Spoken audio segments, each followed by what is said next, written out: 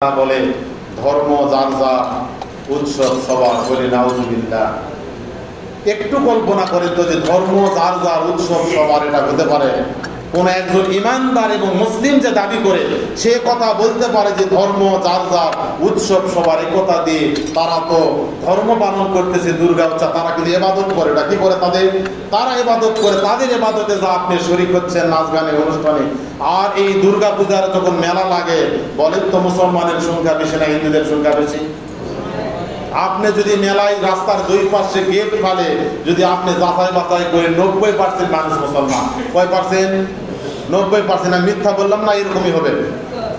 হিন্দুরা কিন্তু মেলা তেমন যায় না, খরচও করে না, মেলা তো জানে না, ওদের ওরা বাড়িতে নিয়ে বসে আছে। কিন্তু মুসলমান মেলা লাগে দিয়ে মুসলমানের পাঠে দিয়েছি, তা তোরা এখন মেলা কর।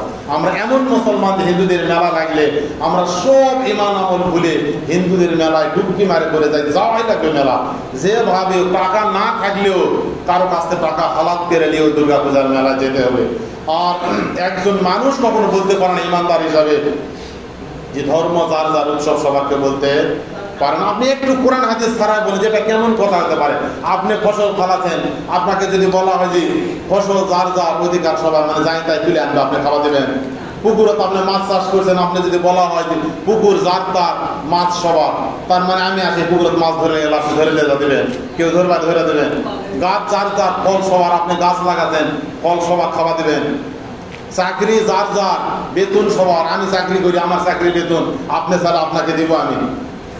বউ যার যার, অধিকার সবার, আমি মোহরতে বিয়ে করেছি, বউ অন্য কাউকে দিব। তাহলে একজন ইমানদার মুসলমান হিসাবে কেমন করে একজন এই হিন্দুদের কয়েকটা ভোট পাওয়ার জন্য একজন ইমানদার কেমন করে বলে যে ধর্ম যার যার, উৎসব সবার? এ কথা সমাজে একেবারে নিতান্ত একটি বেদাত এবং শিরক, ইমান বিধ্বংসী, ধ্বংসকারী একটি কথা।